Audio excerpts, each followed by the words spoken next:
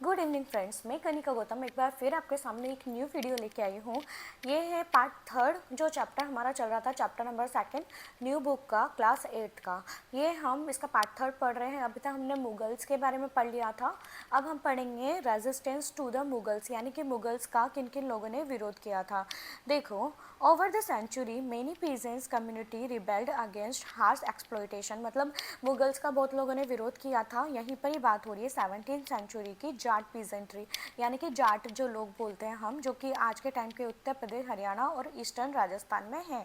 ठीक है, who manage to kill an oppressive officer, मतलब इन्होंने एक तरीके का मुगल एडमिनिस्ट्रेशन के खिलाफ एक तरीके से लड़ाई लड़ी थी। और इस युद्ध में 20,000 लोगों के साथ में मुगल आर्मी से लड़ाई लड़ी गई थी और उसमें जाट लीडर मर गया था।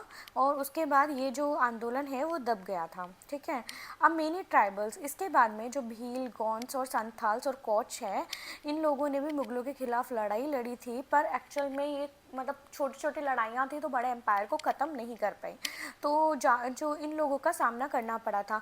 और दिल्ली सल्तनत जो था और मुग़ल एम्पायर जो था, उनसे ये लोग जो ये फॉरेस्ट में, हिली एरिया में और रिमोट रीजन में रह रह के टाइम टाइम पे लड़ाई लड़ते थे। और कुछ तो जो मुग़लों के अधीन हो गए थे इनमें से, और कुछ लोगों ने अपना अलग से फ्रीडम से मानना शुरू करा। मतलब कहने का मतलब है कि कुछ जो छोटे ट्राइबल्स थे वो कुछ तो मुग़लों के अधीन हो गए और दिल्ली सल्तनत के अधीन हो गए, और जो कुछ लोग थे वो अलग से अपना फ्री एम्पायर रखना चाहते थे, जो कि जंगलों में, हिली एरिया में और रिमोट रीजन में रख रहे थे। रानी दुर्गावती उनमें से ही थी, इन्होंने भी मुग़लों का सामना किया। चलो, अब इसके बाद हम बात करते हैं राजपूत। राजपूत एक बहुत बड़ा नाम है, ठीक है, हमारे हिस्ट्री में ही। ठीक है, अब देखते हैं हम, ये नॉर्थ वेस्ट इंडिया के अंदर था, जैसे राजस्थान के थोड़ा ऊपर का पार्ट, पंजाब वगैरह के एरिया में ये फैला हुआ था। मतलब मोस्ट ऑफ द राजपूत थे जो राजस्थान में ही थे, तभी उसका नाम राजपूताना से राजस्थान पड़ा। ठीक है, अब देखते हैं, हम बात करते हैं यहाँ पर, then he inherited from earlier dynasty such is the Pratihara. देखो क्या हुआ कि प्रतिहार जो डायनेस्टी थी वो खिलजी ने ख़त्म कर दी थी। अब अलाउद्दीन खिलजी ने ख़त्म कर दी थी, और उसके बाद फिर नया नया राजपूतों ने अपना खुद का एम्पायर दोबारा बिल्डअप किया। ठीक है, जिसमें से दो मेजर डायनेस्टी बनी, कौन कौन सी, मेवाड़ और मारवाड़। जो मेवाड़ डायनेस्टी है वो चित्तौड़गढ़, उदयपुर वाला एरिया है, और जो मारवाड़ है वो राजस्थान का जोधपुर, जैसलमेर और बाड़मेर वाला इलाका आता है। ठीक है, inspirational in the process, inspirational story of their heroic deeds are still told today, मतलब आज भी इनकी स्टोरीज सुनाई जाती हैं, in particular through popular ballads among the valorous rulers those clans produced. We meet Rana Kumbha earlier, हमने राणा कुंभा की पहले बात की है, अब राणा सांगा है उनकी बात की जाती है, जो कि उनके पोते थे। ठीक है, 16th सेंचुरी की बात हो रही है। देखो आगे बढ़ते हैं। यूनिफाइड, मतलब इन्होंने क्या करा, राजपूत को यूनिफाइड करा, मतलब इकट्ठा करा और मुगलों के खिलाफ लड़ाई लड़ी थी। अब पर इन्होंने लड़ाई तो लड़ी थी, लेकिन ये बाबर के खिलाफ युद्ध हार गया था। ठीक है, खानवा का युद्ध, तो ये हमें ध्यान रखना है। ठीक है, अब देखो यहाँ पर एक वर्ड आएगा, गुरिल्ला वेयरफेयर। गुरिल्ला वेयरफेयर क्या होता है कि इस लड़ाई की तैयारी, जैसे फॉर एग्जांपल कि कोई सेना आ रही है तो वो उनका पहले से ध्यान रखते हैं, और ध्यान रख के एकदम से वार किया जाता है, तो इसको बोला जाता है गुरिल्ला वॉरफेयर। ठीक है, तो ये हमें ध्यान रखना है। ठीक है, तो इस तरीके से अब क्या हुआ कि हार तो गए। ठीक है, although he inherited a wound kingdom from his predecessor, मतलब इनको क्या है, इनके वंशज जो, मतलब ये जिनको जो राज्य मिला वो हारा हुआ राज्य मिला, मतलब कमज़ोर राज्य मिला। ठीक है, Mewar ruler Maharana Pratap refuse to accept Mughal suzerainty, मतलब इन्होंने मुगल साम्राज्य को मानने से मना कर दिया, मतलब उनकी अधीनता स्वीकार करने से मना कर दिया। और राजपूत मतलब खुद का अपना राज्य चाहते थे, ये नहीं चाहते थे कि इनको मुगलों की बात माननी पड़े। A confrontation took place at the Haldi Ghati pass in the Aravallis, मतलब हल्दी घाटी में एक युद्ध हुआ जिसमें ये महाराणा प्रताप हार गए थे 1576 में। And although the Mughal army had the upper hand, ठीक है, महाराणा प्रताप एस्केप्ड, बच गए थे, और वो कहाँ छुप के लड़ाई लड़ी इन्होंने मुगलों के खिलाफ, फिर भी जिसको गुरिल्ला वॉरफेयर की तरीके से इन्होंने लड़ाई लड़ी थी। ठीक है, अब ये अरावली की पहाड़ियों में छुप के और लड़ते थे और इन्होंने बहुत बेकार कंडीशन देखी, हार्श कंडीशन मतलब बहुत बेकार कंडीशन देखी और इंडिपेंडेंटली रहे ये, और उन्होंने गुरिल्ला लड़ाई लड़ी टाइम टाइम पे मुगलों के खिलाफ। It is not worthy that Maharana Pratap received strong support from the Bhils. Maharana Pratap को स्ट्रॉन्ग सपोर्ट था भील का। Who not only join their knowledge of the terrain, मतलब उनको सिर्फ उस एरिया की नॉलेज ही नहीं थी बल्कि उनको अच्छे से तीरंदाजी वगैरह करनी भी आती थी, ठीक है। This their service on the occasion to earned them a respected place in the Mewar's military tradition as the Mewar amble shows। देखो भीलों का पूरा सपोर्ट था इनको और इन्होंने मुगलों से लड़ाई लड़ी थी।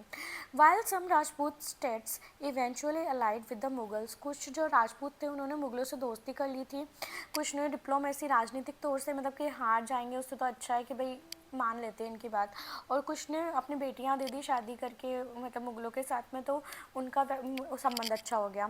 सम specially Mewar did not accept Mughal dominance, लेकिन मेवाड़ जो कि उदयपुर चित्तौड़ वाला रीजन है उसने मुगलों को का डोमिनेंस स्वीकार नहीं किया। During Aurangzeb's region several Rajput nobles rebelled including Durgadas Rathore of Marwar who fought to protect the independence of the Jodhpur. ठीक है, मुगलों के खिलाफ किसने भी लड़ाई लड़ी थी? जोधपुर के राजा थे दुर्गादास राठौड़, उन्होंने लड़ाई लड़ी थी। तो फाइनली कहा जाए तो मुगल जो थे वो राजस्थान के अंदर नहीं घुस सके ज़्यादा टाइम तक। ठीक है, अब हम बात करते हैं द अहोम्स। अहोम्स कौन थे? ठीक है, in the 13th century the Ahom ethnic group migrated from the present day Myanmar to Brahmaputra valley. देखो ये कौन थे? ये म्यांमार से आए थे और म्यांमार से हमारे ब्रह्मपुत्र वैली में मतलब ये उधर असम वगैरह के साइड पे बसना शुरू कर दिए थे। ठीक है, और उन्होंने वहाँ पे अहोम किंगडम बनाया था, यानी कि असम वगैरह में हम बात करें तो वहाँ पे अहोम किंगडम था। ठीक है, नॉर्थ ईस्ट की बात करें तो जैसे ये हमारा है, ये नॉर्थ ईस्ट वाला इलाका है यहाँ पर। ठीक है, देखो अब हम बात करते हैं during both the sultanate and the Mughal period the Ahom rulers offer stiff resistance to the attempt at expansion into the north east. मतलब इन्होंने अपोज करा बहुत ज़्यादा मुगलों का, मुगल वहाँ पर भी चाहते थे। ठीक है, their unique paik system called on every able. तो ये पैक सिस्टम भी इम्पॉर्टेंट है। इस पैक सिस्टम क्या होता है? पाइक सिस्टम क्या होता है? यहाँ पे जो भी बच्चा होता है या जो भी पर्सन होता है उसको स्ट्रिक्टली ऑर्डर होते हैं कि या तो आप वहाँ पे काम धंधा करो या फिर मतलब कुछ किसी लेबर में तुम कंट्रीब्यूट करो या फिर सेना में जाओ। तो कहने का मतलब है यहाँ पे कोई इस मतलब स्पेशली कोई फिक्स्ड आर्मी नहीं थी, फिर भी सारे लोग वहाँ पे लड़ाई के लिए प्रिपेयर थे क्योंकि हर कोई पर्सन या तो लेबर में तुम्हारा हाथ बढ़ाएगा या फिर मिलिट्री में। ठीक है, this allowed the rulers to create public infrastructure and maintain a large standing force without a permanent army. तो एक बहुत अच्छा सिस्टम था। ठीक है, ये एक इम्पॉर्टेंट पार्ट है। ठीक है, अब देखो over time the Ahoms assimilated the local culture, मतलब धीरे धीरे उन्होंने लोकल कल्चर को अपना लिया था और एक अच्छा रिच ट्रेडिशन बन गया था असम में। ठीक है, अब आगे बढ़ते हैं। In the 17th century the Aurangzeb sent Mughal force. अब औरंगजेब जो कि बहुत बेकार शासक था, उसने मुगल फोर्स भेजी, briefly capture the Ahom capital Garhgaon. ठीक है, अहोम की कैपिटल गढ़गांव में। The Ahom used their knowledge of the terrain, dense forest, hills and rivers and the persistent guerrilla tactics to repulse the attack. Although the latter had more men and a larger fleet of the river boats। मतलब कहने का मतलब है कि मुगलों के पास में सारी सुविधा थी, सारे मिलिट्री फोर्सेस थे, साथ में रिवर बोट भी थी। Notably in the battle of Sarai Ghat fort on the Brahmaputra river near present day Guwahati. तो ये हमें ध्यान रखना है कि ये रिवर लड़ी गई थी। ठीक है, कहाँ पर? ब्रह्मपुत्र रिवर के पास में, और जहाँ आज गुवाहाटी बोलते हैं। The military commander Lachit Borphukan and his 10,000 man defeated a Mughal force. तो ये हमें ध्यान रखना है, इसमें मुगल फोर्स हार गई थी।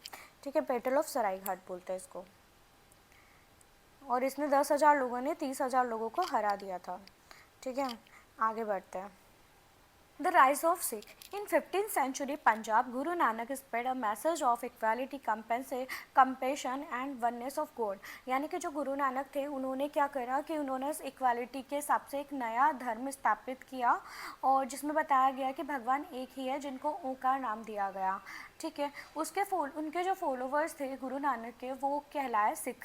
ठीक है। Although Sikhism began purely a spiritual movement, यानी कि सिर्फ एक धार्मिक आंदोलन था, सिर्फ धर्म से रिलेटेड बात की गई थी, आगे बात नहीं की गई थी। लेकिन बाद में सिख जो गुरु थे, मतलब इनके जो सिख गुरु थे, had to respond to the growing intolerance and persecution under some Mughal rulers, मतलब इन्होंने इंटॉलरेंस, मतलब इन्होंने मुगल को मानने से मना कर दिया।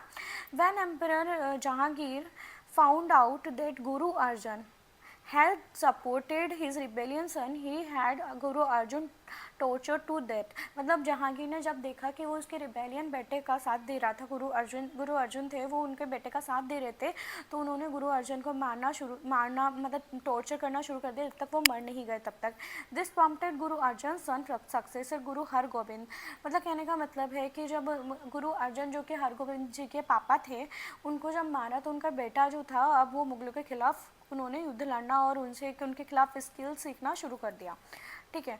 द सिक्स सैक्रेड टेक्स्ट, मतलब जो सिखों का जो मेन टेक्स्ट है, मतलब जो उनका जो मेन बुक है, वो गुरु ग्रंथ साहिब, जिसका नाम है गुरु ग्रंथ साहिब, वो जो फर्स्ट सबसे पहले बताई थी वो गुरु अर्जन ने बताई थी, तो एक इम्पॉर्टेंट बात है। और गुरु तेग बहादुर के हाइमन्स, यानी कि उनके जो भजन वगैरह थे वो बाद में उसके अंदर लिखे गए थे। ठीक है, देखो इन 1675 a group Kashmiri Pandit approached Guru Tegh Bahadur.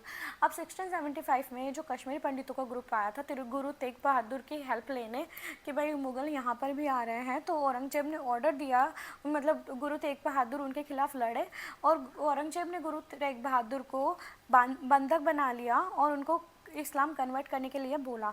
और उन्होंने इस हद तक टॉर्चर किया कि या तो वो, मतलब उनके जो दो शिष्य थे उनको भी मार दिया उनके सामने, लेकिन गुरु तेग बहादुर जो थे वो उन्होंने मना कर दिया था कि वो इस्लाम के अंदर कन्वर्ट नहीं करेंगे। ठीक है। गुरु Govind Singh the 10th and last Guru establish the Khalsa, तो ये भी एक इम्पॉर्टेंट फैक्टर है कि जो खालसा है, खालसा पंथ की स्थापना किसने की थी, जो गुरु गोविंद सिंह ने की थी, जो कि 10th रूलर थे, और उन्होंने फाइनली ब्रदरहुड जो था और इक्वालिटी जस्टिस के बारे में इन्होंने एक नया धर्म और एक नया पंथ स्थापित किया। ठीक है, आगे बढ़ते हैं।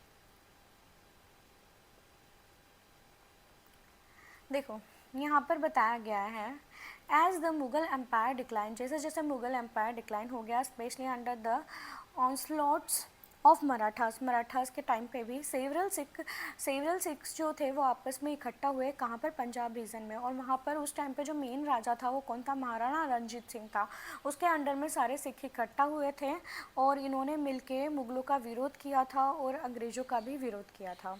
ठीक है, तो आगे बढ़ते हैं। देखो ये सारा इसके अंदर कवर हो गया है एडमिनिस्ट्रेटिव। अब हम बात करते हैं एडमिनिस्ट्रेटिंग इंडिया, यानी कि इंडिया की एडमिनिस्ट्रेशन सर्विस कैसी थी, मतलब कैसे ये पूरा साम्राज्य संभालते थे। तो एडमिनिस्ट्रेशन अंडर द दिल्ली सल्तनत, तो दिल्ली सल्तनत introduced a political system centred on the sultan, मतलब दिल्ली सल्तनत जो थी, मतलब मुगलों के जो पहले की बात थी, वहाँ पे जो सारी जो चीज़ थी वो सुल्तान संभालते थे। ठीक है। Who processed absolutely authority as the political and military head, तो वो मिलिट्री हेड भी होता था और पॉलिटिकल हेड भी होता था। whose duties according to contemporary chronicles including defense the territories of Islam against possible aggressions, मतलब जो इस्लाम के अंडर में जो चीज़ें होती थी, इस्लामिक स्टेट थे, उनको बचाना उनका काम था दिल्ली सल्तनत का। ठीक है। Collecting fees and taxes, keeping in touch with public affairs, मतलब लोगों के मामले में ध्यान रखना, and condition of the people bye personal contact, मतलब ध्यान रखना लोगों का कि भाई कभी कभी जो राजा होता था वो भेष बदल के जाता था, रात को घूमने जाता था और किसी भी लोकल पब्लिक से पूछता था भाई एडमिनिस्ट्रेशन कैसा है, क्या है। ठीक है। The sultan was however assisted by the council of ministers who were in charge of the various department of the sultan, तो कभी कभी क्या होता था, राजा की हेल्प के लिए मिनिस्टर्स ऑफ काउंसिल भी होती थी। One instrument of the administration was the iqta system, तो उस टाइम का जो एक मेन सिस्टम था वो इक्ता सिस्टम था। इक्ता क्या होता था, देखो इक्ता होता था, इक्तदार जो होते थे वो अमीर लोग होते थे। ठीक है। अमीर लोगों को टैक्स कलेक्ट करने के लिए दे दिया जाता था। ठीक है। तो in which territories were assign to nobles, nobles मतलब अमीरों को दे दी जाती थी टैक्सेस कलेक्ट करने के लिए। माइनस एक्सपेंसेस, जैसे एक्सपेंसेस जो खर्चे होते थे वो हटा दिए जाते थे। Were suppose to go to the sultan's treasury, मतलब कहने का मतलब है मान लो हमारे पास 100 रुपये आए, 100 रुपये आए, अब 100 रुपये कलेक्ट करने के लिए उन्होंने कुछ लोगों को रख दिया जो कि अमीर लोग होते थे, वो इकट्ठा करने के लिए रख लिया। तो 100 रुपये में से मान लो खर्चा मान लो 50 रुपये हुआ, तो 50 रुपये जो बचत के हैं वो सुल्तान के खाते में चल जाते थे। ठीक है। They were needed in a particular to maintain the army. The system created a network of local administrators loyal to the central authority. ठीक है। But their posts were not hereditary, मतलब कहने का मतलब था जो इक़्तिदार होते थे वो हेरिडेटरी नहीं होते थे। ऐसा नहीं है कि मतलब जो कोई एक आदमी इक़्तिदार बना दिया तो उसका बेटा भी इक़्तिदार बनेगा। ठीक है, ये हेरिडेटरी नहीं था। While taxes were levied on the trade every stage, मतलब हर जगह टैक्सेस लिए जाते थे। A burden fail most heavily on the peasantry, लेकिन सबसे ज़्यादा सारा बोझ जो टैक्स का था वो किसानों के ऊपर आता था। और हर जगह टैक्स दिए जाते थे, जैसे व्यापारी होते थे, बिजनेसमैन होते थे, सब टैक्स देते थे, लेकिन सबसे ज़्यादा जो बोझ आता था वो आता था किसानों पर। And some contemporary amounts report considerable cruelty in extracting revenue from the land, लेकिन सबसे ज़्यादा क्या था कि रेवेन्यू लिया जाता था टैक्स पे, मतलब लैंड पे लिया जाता था और उनको बुरी तरीके से लिया जाता था। अब हम बात करते हैं मुग़ल एडमिनिस्ट्रेशन। देखो मुग़ल एडमिनिस्ट्रेशन क्या है, मतलब मुग़ल्स के टाइम पे एडमिनिस्ट्रेशन कैसा था उनका, वो सब हम इसमें देखेंगे। Aiming at greater control and efficiency Akbar reorganise his administration machinery, यानी कि अकबर ने उसकी दोबारा से जो दिल्ली सल्तनत था उसके बाद में अकबर जब आया तो उसने वापस से सारी एडमिनिस्ट्रेशन जितने भी मतलब उनके एडमिनिस्ट्रेटिव्स थे, मंत्रीज थे, उन सबको चेंज किया, उसकी सबकी पॉलिसीज़ चेंज करी। ठीक है। तो दीवान जो था टुक केयर ऑफ फाइनेंसेस, वो सिर्फ पैसे, फाइनेंस मतलब पैसे से रिलेटेड चीज़ों का ध्यान रखता था। While the Mir Bakhshi looked after military matters, और जो मीर बख्शी था वो मिलिट्री मैटर्स देखता था, जैसे लड़ाई वगैरह और जो सैनिक वगैरह, हाथी घोड़े वगैरह कितने हैं कितने नहीं हैं, इन सब का ध्यान रखता था मीर बख्शी। एंड द खाने सामान, ठीक है, was in charge of public works, trade, industry and agriculture, वो इन सब का ध्यान रखता था, जैसे ट्रेड व्यापार वगैरह हो गया, इंडस्ट्री, एग्रीकल्चर वगैरह का। ठीक है, इनका ध्यान रखता था। खानी सामान, ठीक है। इसके बाद है द सदर वाज रिस्पॉन्सिबल फॉर जस्टिस, जो सदर वर्ड था वो जस्टिस के लिए था, रिलीजन के लिए था और एजुकेशन के लिए था। Such ministers were assign to each of the empire's provinces सुभाष, तो ये सारे जो लोग थे ये एक प्रोविंसेस का पूरा ध्यान रखते थे, मतलब पूरी अलग अलग इन्होंने वो जैसे अपने आज के टाइम पे क्या होता है अलग अलग मिनिस्ट्री है, जैसे हेल्थ एजुकेशन अलग है, तो अकबर ने भी उस टाइम पे ये चालू किया था। ठीक है। सच मिनिस्टर्स वर, ये तो हो गया अपना।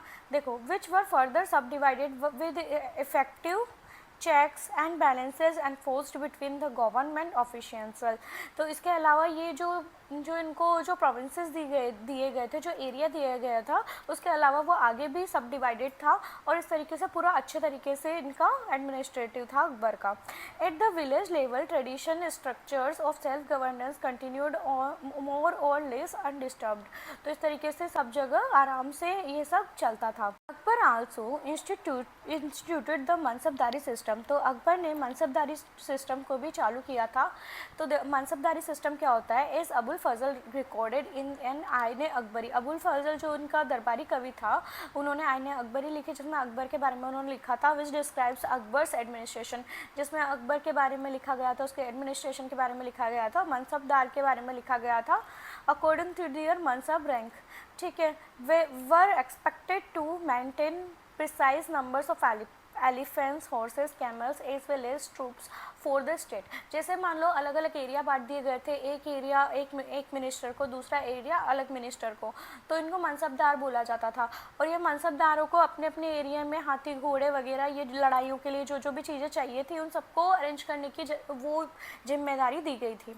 ठीक है। तो इस तरीके से कभी ज़रूरत पड़ने पर एकदम से हर मनसबदार अपने अपने तरीके से जो आर्मी थी वो इकट्ठा कर लेता था। ठीक है। है। This made it possible to assemble an army at a short notice. तो इस तरीके से जो शॉर्ट नोटिस पे फटाफट आर्मी आ जाती थी वहाँ पे without having to maintain a permanent centralised army. Regular inspections were carried out to ensure compliances. मतलब वहाँ पे रेगुलर इंस्पेक्शन किए जाते थे राजा की तरफ से कि भाई प्रॉपर काम हो रहा है कि नहीं हो रहा है। ठीक है। Mansabdar were generally paid by being assign land jagir and were there for also known as jagirdar. तो इस और जो मनसबदार जो थे राजा के जो मनसबदार थे अलग अलग जगह के, उनको एक फिक्स लैंड दिया जाता था जिसको जागीर बोलते हैं। तो इस तरीके से उनको जागीरदार भी कहा जाता था। ठीक है। तो ये एक इम्पॉर्टेंट फैक्टर से मैं शॉर्ट के अंदर डाल सकती हूँ, ये देख लीजिएगा आप पूरा। ठीक है। अब देखो, despite Akbar's growing tolerance for different faiths, non-Muslim were kept in a minority the higher echelons of the administration. देखो क्या था, अकबर ये सब करने के बाद भी एक तरीके से वो दूसरे धर्म की इतनी वैल्यू नहीं करता था, क्योंकि नॉन मुस्लिम जो थे उनको वो माइनॉरिटी में ही रखता था, और इवन उनकी संख्या 1/3 से ज़्यादा भी नहीं होने दी थी उसमें। ठीक है। तो देखो, for instance the total percentage of non Muslim official in his administration really exceed 1/3 of the total and was often much less. ठीक है। तो 1/3 भी नहीं होने दी थी उसने।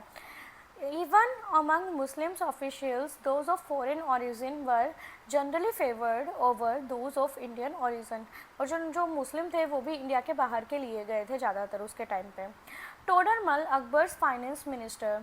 तो टोडरमल कौन था? अकबर का फाइनेंस मिनिस्टर था। यानी कि ये जैसे आज के टाइम पे फाइनेंस मिनिस्टर है, तो उस तरीके पे टोडरमल उन अकबर के टाइम का फाइनेंस मिनिस्टर था।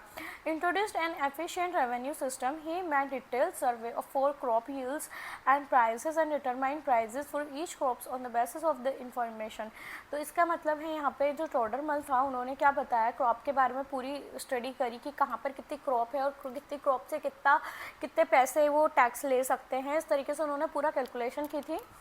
He also initiated a systematic survey of land and the entire empire, which boosted revenue collection and strengthened the state apparatus। तो इन्होंने क्या करा, रेवेन्यू कलेक्शन को बढ़ाया, क्योंकि उन्होंने जो क्रॉप्स थी कितनी ग्रो हो रही कितनी नहीं हो रही उसका कैलकुलेशन करके उस बेसिस पे उनका वो टैक्स लेना इन्होंने प्रीफर किया, बेटर टैक्स। ठीक है। तो देखो अब आगे बात करते हैं पीपल्स लाइफ, यानी कि पीपल्स लाइफ कैसी थी उस टाइम पे। देखो, despite shifting political powers between the 13th and the 17th century, India witness vibrant economic activity. देखो 13 से 17 सेंचुरी के अंदर बहुत सारी इकोनॉमिक एक्टिविटीज़ हुई थी, thanks to its agrarian foundation, thriving artisanal industries, community based and temple based economies. यानी कि यहाँ पे एग्रीकल्चर तो इंडिया का जो मेन था ही सही, एग्रीकल्चर के साथ में यहाँ पे इंडस्ट्रीज़ बनना शुरू हुई, साथ में कम्युनिटी बेस्ड और साथ में टेम्पल्स बनना शुरू हुए, ताकि इकोनॉमीज अच्छी हो, एंड एक्सटेंसिव ट्रेड नेटवर्क्स, और ट्रेड्स भी अच्छा हो गया। Building on decentralised economic and social system such a shrenis, jatis and system for credit. देखो वहाँ पे अब धीरे धीरे समाज के अंदर श्रेणी और जातियाँ बनने लग गई, जैसे जातियाँ डिफरेंट टाइप्स की जो हम आज भी देखते हैं। The subcontinent remain one of the wealthiest region in the world. तो उस टाइम पे जब ये टाइम पीरियड चल रहा था 13 से लेकर 17 सेंचुरी तक, तब तक इंडिया का जो बहुत मतलब वेल्थीएस्ट रीजन था ये वर्ल्ड में देखा जाए तो। ठीक है। The sultanate period saw some progress in infrastructure works, especially roads in the north India, bridges, a few canals and other irrigation works, apart from the creation of new cities, all of which expanded considerably during the Mughal period. देखो क्या था कि दिल्ली सल्तनत के time पे यहाँ पे बहुत सारी चीज़ें बनी, जैसे ब्रिजेस वगैरह, इस कैनाल्स वगैरह ये सब बनी, और मुगल टाइम पे ये चीज़ें और आगे बढ़ी। ठीक है। मतलब कहने का मतलब है कि भले राजा चेंज हो गए पर फिर भी जो ग्रोथ है वो कंटिन्यू चलती चली गई। ठीक है। और इसके बाद है coins and several metals and denominations were introduced as currency. The Mughals will use a different system with a रुपया of silver and dam of copper. मतलब ये दो तरीके की चीज़ें यूज़ करते थे, रुपया सिल्वर के फॉर्मेट में और दाम जो था कॉपर के फॉर्मेट में यूज़ करते थे। जैसे आज के टाइम पे अपन रुपए, पैसे, मतलब डॉलर, डिफरेंट चीज़ें हैं, तो उस टाइम पे ये दो चीज़ें ज़्यादा यूज़ में आती थी, रुपया और साथ में दाम ऑफ कॉपर के। रुपया तो था सिल्वर का और जो दाम था वो कॉपर का था। Agriculture was the main stay of the Indian economy. Agriculture हम जानते हैं इंडिया का सबसे इम्पॉर्टेंट पार्ट था और ये हमारे स्टार्टिंग से चलता चला आ रहा है। We have already seen how rulers relied on agrarian revenue to maintain their administration and military. हम सब जानते हैं जो जितने भी रूलर आए सब ने एग्रीकल्चर से टैक्स लेके ही उन्होंने अपना रेवेन्यू बढ़ाया, ठीक है। Typically extracting land revenue at 1/5 of the produce, मतलब पहले 1/5 लिया जाता था, मतलब जो इतना भी प्रोड्यूस होता था उसका 1/5वां भाग उनसे टैक्स लिया जाता था।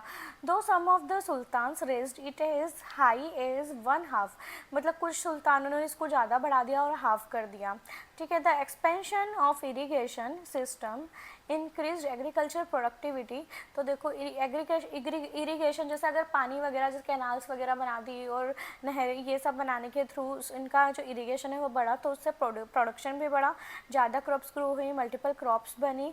दो टाइप की बनी, एक तो फूड वाली और एक नॉन फूड आइटम्स की। फूड के अंदर तो हम सब जानते हैं राइस, व्हीट, बार्ली सब आता है, और नॉन फूड के अंदर आता है कॉटन और साथ में सिल्क, वूल, डाइज, ये सब आता है, ठीक है। Let us note that agriculture output varied from region to region and period to period, ठीक है। तो देखो किसानों की ज़िंदगी जो है ना वो हर सुल्तान के टाइम पे अलग थी, उनके साथ कैसा बिहेव किया जाता था, कैसा नहीं किया जाता था, वो सब पे ऊपर डिपेंड करती थी, ठीक है। And relief depend upon the particular ruler's benevolence. तो देखो ये पर्टिकुलर रूलर्स के ऊपर डिपेंड करता था कि मतलब पीजेंट्री जो थे, किसान थे, उनको कैसा मतलब कैसा उनके साथ बिहेव किया जाएगा या उनसे कैसा टैक्स लिया जाएगा। क्योंकि किसी भी राजा को टैक्स मिलता था, मेन जो पार्ट था वो एग्रीकल्चर था। Apart from textile crafts people made a wide range of products from weapon to utensils to ornaments and jewellery items. Ship building essentials to rivers and overseas trade develop considerably in those centuries. तो देखो यहाँ पे उस time पे जो textiles industry के ये सारी चीज़ें जो थी, यूटेंसिल्स, ज्वेलरी, ये सब बढ़ते चले गए, मतलब कहने का मतलब ग्रोथ हो रही थी। Indian goods were exported through coastal and riverside town such as Calicut, Mangalore, सूरत, मसूलीपट्टनम और हुगली। तो देखो यहाँ पे कोस्टल रीजन से यहाँ हम एक्सपोर्ट करते थे। इंडिया इम्पोर्टेड मच लेस, मतलब ये इंपॉर्टेंट लाइन है कि इंडिया जो था इम्पोर्ट कम करता था और एक्सपोर्ट ज़्यादा करता था, ठीक है। इम्पोर्ट प्रोडक्ट्स इंक्लूडिंग, अब इम्पोर्ट किस किस का करता था, सिल्क का, हॉर्सेस का, मेटल्स का and all kind of luxury goods का। तो सिल्क, हॉर्स और मेटल ये हम इम्पोर्ट करते थे। Merchants from Arabia contribute to the bustling trade activity. The Hooghly system also enabled merchants to transfer funds across political boundaries without physically transporting currency, making them less vulnerable to plunder. देखो क्या था कि हुंडी system क्या था, तो ये भी एक इम्पॉर्टेंट पार्ट है कि हुंडी सिस्टम था, ये ट्रेड के लिए यूज़ में लिया जाता था। इसमें क्या होता था कि मतलब जो ट्रेडिंग करने वाले थे वो एक जगह से दूसरी जगह जाते हैं ट्रेड करने के लिए, तो वो वहाँ पे जो करेंसी थी वो नॉर्मल फिजिकल करेंसी ले जाए भी नहीं, मतलब कहने का मतलब आज के टाइम पे जैसे अपन फ़ोन पे, गूगल पे करते हैं, उस टाइम पे भी ऐसी कुछ प्रोसेस चलता था जिसके थ्रू वो आराम से फिजिकल मनी ले जाए बिना आराम से वो एक दूसरे के ट्रेड कर सकते थे। तो इससे क्या था कि परेशानी से बचा जाता था। Traders communities such as the Marwaris became adept at operating across different political regimes, मतलब अलग अलग जगह पे जा सकते थे बिना टेंशन के। Develop a parallel system of credit and trust that functioned independently of official structures. अब आगे बढ़ते हैं। While early periods saw prosperity, the late 1600 witness economic stress, मतलब कहने का मतलब था 1600 से पहले का टाइम अच्छा ग्रोथ का था, उसके बाद थोड़ी सी टेंशन आ गई इकोनॉमी में। peasants were often left with a small share of their produce after taxes and payments to intermediatory parties, मतलब जो थे पीजेंट्स थे ना, उसमें बीच वाली पार्टी ज़्यादा मुनाफा कमा लेती थी, मतलब जो फ़ायदा था टेक बीच में से पैसा ले लेती थी और जो किसानों को पैसा नहीं मिल पाता था, इंटरमीडिएट बीच में ही कमीशन खा जाते थे। This caused many to lose their land and become bonded labour. तो इससे क्या हुआ, किसान क्या थे, उन्होंने उनकी ज़मीन खो दी थी और बॉन्डेड लेबर बन गए थे वो, है ना। अब historians suggest that crafts people and labours too often faced harsh economic conditions. India was still a land of abundance, मतलब कहने का मतलब है कि क्राफ्ट्स पर्सन और लेबर, किसानों के अलावा बहुत सारे काम करने वाले, छोटे छोटे काम करने वालों को भी प्रॉब्लम का सामना करना पड़ा था, ठीक है। इसके बाद हम बात करते हैं India was still a land of abundance, or testified by many Arab and European travelers, but the wealth was largely concentrated in the hand of the rulers. देखो, पैसा था इंडिया के पास, लेकिन जो मेन पार्ट था वो किसके पास था? रूलर्स के पास था. सारे पैसे किसके पास थे? रूलर्स के पास थे. जो भी राजा था उसके हाथ में रहता था. Frequent warfare in addition caused forced displacement of population. ठीक है. इसके बाद है at the level of the common people there were instances of clashes especially over sacred sites that had been desecrated or destroyed under the ruler sanction. ठीक है. तो सारी चीज़ें जो थी वो राजा के ऊपर डिपेंड करती थी कि उसको अपनी इंडिया को ग्रोथ करवाना है कि उसको डाउन जाना है, इस तरीके से. But by and large people of different faiths and communities lived peacefully side by side economically dependent on each other. मतलब कहने का मतलब है कि कुछ लोग इससे अफेक्ट रहे, कुछ लोग शांति से रह रहे थे और अपना जीवन यापन कर रहे थे एक दूसरे पे डिपेंडेंट होके. ठीक है. Even as most rulers across India patronised the art communities to strive to maintain or revive their traditions, many of which adapted to changing circumstances. Among those cultural traditions, a fair degree of interactions results in the creation of a shared heritage. देखो, यहाँ पर धीरे धीरे लोगों ने फिर भी जो भी चीज़ें प्रॉब्लम आ रही थी उसके बाद भी ग्रोथ कंटिन्यू चलती रही. थोड़ा बहुत प्रॉब्लम आती रही पर फिर भी वापस चलती रही. Though it all India endured economically prosperous on the whole but often politically unstable. मतलब कहने का मतलब था कि इकोनॉमी से तो ये क्या था, हमारे पास खजाना था पैसे का, और लेकिन पॉलिटिकली अनस्टेबल था. During this period of frequent reshaping of the political map India faced serious challenges but survived. ठीक है. It is a tale not only of hardship but also as resilience. मतलब कि इंडिया ने बहुत सारी problems को face किया लेकिन फिर भी वो जल्दी से उससे आउटकम मतलब बाहर निकल गया सारी प्रॉब्लम्स से. ठीक है. Through the sword when the occasion demanded but also through fresh creation in art literature spiritually in and timeless value. ठीक है. लेकिन उसके बाद भी क्या था कि ये आगे बढ़े और इन्होंने अपनी कल्चर इकोनॉमी ये सबको आगे ग्रोथ करवाई. तो compare the political strategies of the Delhi सल्तनत एंड द मुगल्स. यानी कि दोनों की पॉलिटिकल स्ट्रेटजी कैसी थी, कौन कैसे शासन करा किसमें, ये सब हम देखेंगे. व्हाट सिमिलरिटीज़ और डिफरेंस क्या है, मतलब दोनों के अंदर सिमिलरिटीज़ और डिफरेंस क्या क्या है. तो देखो, मैंने इसका नोट्स बनाए हैं तो मैं आपको उसी में से पढ़ा रही हूँ. ठीक है. देखो, यहाँ बात करते हैं दिल्ली सल्तनत एंड मुगल्स. सबसे पहले हम सिमिलरिटी की बात करते हैं. तो बोथ एक्सपेंडेड दियर एम्पायर्स थ्रू मिलिट्री कॉन्क्वेस्ट. यानी कि दोनों ने ही अपने एम्पायर को कहाँ मतलब बहुत बड़े एरिया में फैला लिया था. Both had a strong central government. दोनों के पास एक सेंट्रल गवर्नमेंट का सपोर्ट था. They collected taxes from farmers and traders. जो कि ये सबसे ज़्यादा टैक्स कलेक्ट करते थे कहाँ से? फार्मर्स और ट्रेडर्स. ट्रेडर्स मतलब व्यापारी लोग, जो लोग थे उन लोगों से टैक्स वसूलते थे. Both are officials and governors to control provinces. यानी कि दोनों के पास ये अधिकारी थे ताकि वो ज़्यादा से ज़्यादा एरिया को कवर कर सके, यानी कि अपने कंट्रोल में रख सके और जो कंट्रोल है राजा का वो पूरे एरिया में बढ़ सके. बोथ. ठीक है. इसके बाद है both promoted art architecture and trades. यानी कि एक तो दिल्ली सल्तनत और एक मुगल्स, दोनों ने ही आर्किटेक्चर और आर्ट और इन सबको बढ़ावा दिया. जो ताजमहल वगैरह है वो इनके टाइम का ही है, लाल किला वगैरह. तो ठीक है. अब इनमें डिफरेंसेस क्या है देखो. दिल्ली सल्तनत क्या करता था, इन्होंने मॉनिटर करा, मतलब मेनली फोकस करा था इनकी मिलिट्री स्ट्रेंथ पे. यानी कि इनका जो मतलब जो सुरक्षा का वो मिलिट्री है वो ज़्यादा बढ़ाने पे फोकस करा इन्होंने. जबकि used diplomacy along with military forces. और इन्होंने पॉलिटिकली मतलब दिमाग से खेला मुगल्स ने. मतलब इन्होंने क्या करा कि सबको अपने अपने तरीके से हैंडल करने के लिए बोल दिया कि मतलब एकदम से मिलिट्री पे इतना ध्यान नहीं दिया इसने, बिजनेस करने पे यानी मतलब शासन करने पे ध्यान दिया मुगल्स ने.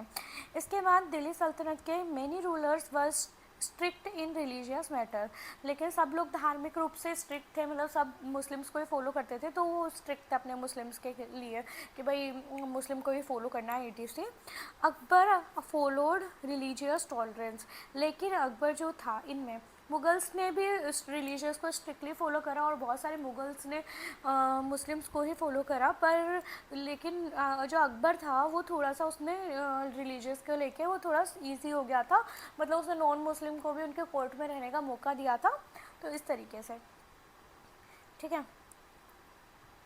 देखो इसके बाद क्या है,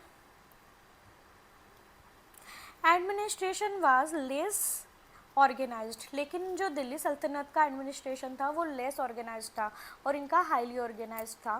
फ्रिक्वेंटली रिबेलियंस एंड इनस्टेबिलिटी, यानी कि इनके बहुत सारे दुश्मन थे और टाइम टू टाइम इनकी लड़ाइयाँ हुई दिल्ली सल्तनत वाले ये, ठीक है। डीएस दिल्ली सल्तनत और ये मुगल्स, ठीक है। अब longer period of political stability, इनकी स्टेबिलिटी ज़्यादा थी मुगल्स की।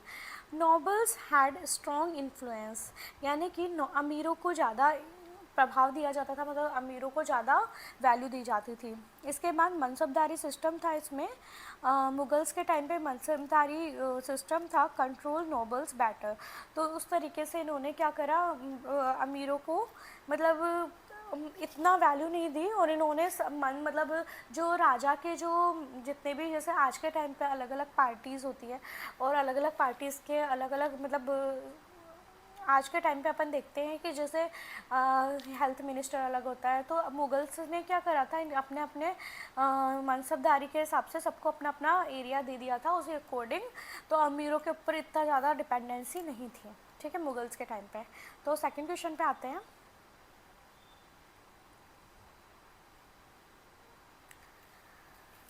देखो,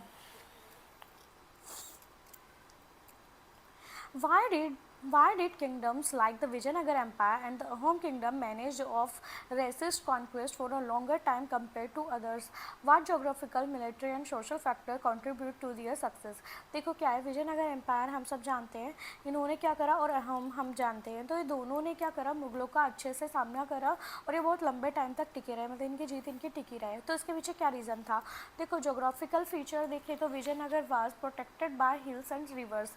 तो विजयनगर क्या था, हिल्स, जैसे हिल्स और रिवर्स, इनसे प्रोटेक्टेड था, तो आराम से यहाँ पे हमला करना इतना इजी नहीं होता, ठीक है। इसके बाद Ahom kingdom had dense forest, जबकि अहोम किंगडम जो था वो डेंस फॉरेस्ट, यानी कि आज के असम में पड़ता है ये, ठीक है, और उस टाइम पे डेंस फॉरेस्ट था and the Brahmaputra valley making invasion difficult. तो क्या होता था कि ब्रह्मपुत्र वैली की वजह से भी वहाँ पे लोग एकदम आक्रमण नहीं कर पाते थे, मुग़ल और दिल्ली सल्तनत वाले, इसलिए भी ये बचा हुआ था। दूसरा मिलिट्री फीचर, मिलिट्री फीचर क्या होता है, स्ट्रॉन्ग आर्मीज़ एंड फोर्टिफिकेशन, यानी कि देखो यहाँ पे अगर अपन यहाँ पे मिलिट्री फैक्टर्स की बात करें तो यहाँ पे स्ट्रॉन्ग आर्मीज़ थी, यानी कि दोनों की ही स्ट्रॉन्ग आर्मी थी, एक तो विजयनगर की और एक अहोम की, और दोनों ने ही उन दोनों का ही फोर्टिफिकेशन मतलब होता है कि एक बड़ा सा किंगडम के थ्रू इनकी रक्षा होती थी, ठीक है। Skilled use of local warfare techniques, और दोनों के पास ही अच्छी स्किल थी, अपने एरिया को अच्छे से जानते थे। Good knowledge of regional geography. इसके बाद सोशल फैक्टर्स कौन कौन से हैं, तो देखो सोशल फैक्टर्स है strong support from local people, यानी कि दोनों को ही लोकल पर्सनस का सपोर्ट था, स्ट्रॉन्गली सपोर्ट था। Efficient administration and unity among people, और लोगों के पास लोगों में यूनिटी थी, ठीक है, यानी कि दोनों ही एम्पायर विजयनगर और अहोम दोनों के ही लोगों में यूनिटी थी। Promotion of local culture and tradition increase loyalty, और जैसा जैसा उनका नेचुरल कल्चर इंक्रीज हुआ वैसे वैसे उनमें लॉयल्टी बिल्डअप हुई। इसके बाद थर्ड क्वेश्चन है, imagine you are a scholar in the court of Akbar of Krishnadeva Raya, write a letter to a friend describing the politicals, trade, culture and society you are witnessing. तो सीधी सी बात है, अगर हम अकबर के टाइम पे होते तो हमने पढ़ा अकबर जो था एक बहुत अच्छे से उसने पूरा अपने कोर्ट को मैनेज किया था और उसने लोगों को मतलब उसने क्या करा, हर तरीके के मतलब मनसबदारी व्यवस्था करी जिससे हर एरिया का टैक्स अच्छे से वसूल हो सके। साथ में उसने क्या करा कि जो भी लैंड थी मतलब खेती के लिए जो लैंड होती है फार्मर्स के लिए, उसको एक फिक्स कैलकुलेट करके देखा कि कितने में कितना टैक्स मिल सकता है। तो इस तरीके से उसने प्रॉपर तरीके से एक अच्छा मतलब एक तरीके से अच्छा शासन किया, कहने का मतलब है। तो इस तरीके से हम वहाँ पे ये चीज़ बता सकते हैं, ठीक है। अब थर्ड वाला है, how come Akbar, a ruthless conqueror in his young days, grew tolerant and benevolent after some years what could have led to such a change. देखो हम सब जानते हैं सारे जो मुगल्स थे वो स्टार्टिंग में क्या थे, मतलब धर्म को लेके स्ट्रिक्ट थे, मतलब जो नॉन हिंदूज होते थे उनको ये उनके मंदिर तोड़ देते थे और उनके साथ अच्छा बिहेव नहीं करते थे। लेकिन अकबर जो था, अकबर भी स्टार्टिंग में वैसा ही था, क्रूर था, लेकिन धीरे धीरे बाद में क्या हुआ, वो थोड़ा सा टॉलरेंट हो गया। उसने फील किया क्योंकि वो बहुत सारे संत और स्कॉलर्स के कांटेक्ट में आया। जो संत लोग होते हैं उन्होंने उनकी जो थिंकिंग है उसको ब्रॉड कर दिया। ठीक है, इसके बाद है उसने देखा कि अगर वो मतलब उसने सिखाया कि इम्पोर्टेंस ऑफ पीस क्या होती है। ठीक है, तो इस तरीके से भी उसने बाद में वो टॉलरेंट बिहेवियर हो गया उसका। ठीक है, और उसने देखा कि अगर वो लंबे टाइम तक किसी भी जगह पर राज करना चाहता है तो उसको सभी कम्युनिटी को सपोर्ट करना पड़ेगा। तो एक रीज़न ये भी था। तो इस तरीके से स्टार्टिंग में वो मतलब अलग था, लेकिन बाद में वो कैसा हो गया, टॉलरेंट हो गया और बेनिवोलेंट हो गया। ठीक है, what might have happened if the Vijayanagar Empire had won the Battle of Talikota? Imagine and describe how it could change the political and cultural structure of South India. देखो क्या होता है, विजयनगर एम्पायर जो था, विजयनगर अगर जीत जाता बैटल ऑफ टालीकोटा तो उस टाइम पे क्या था, Vijayanagar might have become the strongest power in the south India. तो साउथ इंडिया में सबसे स्ट्रॉन्गेस्ट पावर बन जाती। South Indian culture, temple and literature would have develop even more. अभी जितना डेवलप हुआ है, आज हम जानते हैं नॉर्थ ईस्ट इंडिया से ज़्यादा साउथ इंडिया डेवलप है, तो वो और ज़्यादा डेवलप होता। ट्रेड विद फॉरेन कंट्रीज़ में हैव इंक्रीज, ट्रेड बढ़ जाता। द डेक्कन सल्तनत वुड हैव बिकम वीकर, और जो डेक्कन सल्तनत है जो कि वो भी टाइम टाइम पे आ रही थी रिबेलियन के तौर पर, वो भी कम हो जाती। Political unity in south India could have lasted longer, यानी कि पॉलिटिकल यूनिटी भी हो जाती है और स्टेबिलिटी भी हो जाती है। देखो यहाँ पे many values promoted by earlier Sikhism including equality, सेवा, जस्टिस रिमेन रेलेवेंट टुडे। देखो सेवा जो वर्ड है, सेवा जो वर्ड होता है वो किसी की हेल्प करना होता है, मतलब बदले में कुछ लिए बिना। तो इस तरीके से जो सेवा है इक्वालिटी जस्टिस को बताती है। तो ईजी है, इसमें तो कुछ मुझे नहीं लगता है ऐसा कुछ है। देखो सेवन्थ है, imagine you are a trader in a port city Surat, Calicut and Hooghly. Describe the scene you see as regarded goods people you trade with, movement of ships etc. तो देखो ये तो हम इजीली बता सकते हैं कि उस टाइम पर ट्रेड कैसा हुआ जाता था और पोर्ट मतलब वहाँ पर कैसी व्यवस्था थी, क्या क्या चीज़ें उनको मतलब ये ट्रेडिंग करते थे किस किस चीज़ों की। तो ये इसके अकॉर्डिंग है, ये आप एक बार खुद करके भी ट्राई कर सकते हैं, तो ये इजी है। तो देखो अगर फ्रेंड्स आपको ये वीडियो पसंद आता है तो प्लीज़ इसे लाइक शेयर सब्सक्राइब जरूर कीजिए, बेल आइकन को जरूर दबाइए। और ये इसमें बहुत सारे फैक्ट्स हैं जो कि गवर्नमेंट कंपटीशन के लिए भी इंपॉर्टेंट हैं, तो अगर आप ये वीडियो देखते हैं तो गवर्नमेंट कंपटीशन के लिए भी आपके लिए हेल्पफुल बनेगा। So thank you so much.